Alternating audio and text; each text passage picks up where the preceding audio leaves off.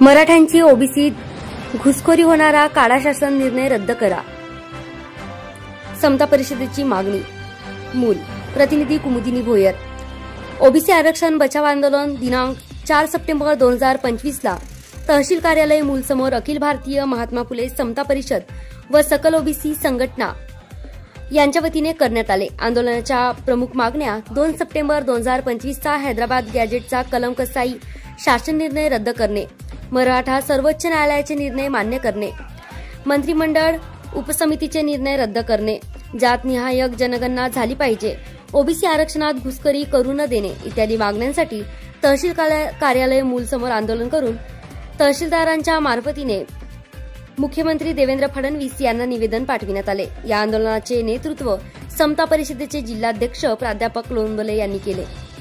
या आंदोलनाला समता परिषदेचे सदस्य तसेच सकल ओबीसी संघटना, सामाजिक कार्यकर्ते मोठ्या संख्येने उपस्थित होते. असेच नवनवीन अपडेट जाणून घेण्यासाठी मूल दर्पण चॅनलला सबस्क्राईब करा.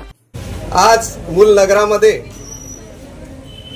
अखिल भारतीय महात्मा फुले समता परिषद तसेच समस्त ओबीसी संघटना, समाज बांधव आणि या ठिकाणी कोणत्याही पक्षाचा विचार न करता ओबीसी साठी एकवटलेला हा जनसागर खऱ्या अर्थाने जो 2 सप्टेंबर 1925 ला जो आत्मघातकी GR महाराष्ट्र शासनाने काढलेला आहे, ते खऱ्या अर्थाने ओबीसीचं खच्चीकरण करण्याचा हा मोठा डाव या शासनाने रचलेला आहे.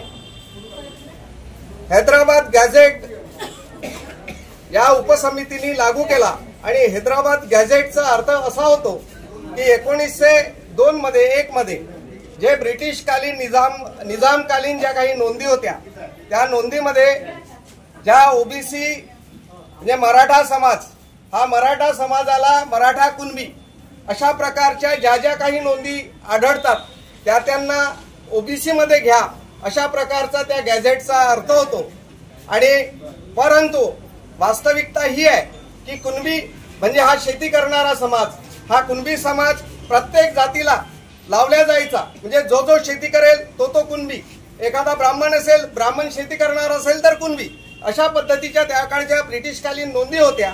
आणि त्याचाच आधार घेऊन मराठा समाजाने जरांगेच्या माध्यमातून फार मोठं आंदोलन उभारून या शासनाला हतबल करून अगदी गणेश चतुर्थीच्या या पर्वावर मुंबईला अगदी घाण करून ठेवली.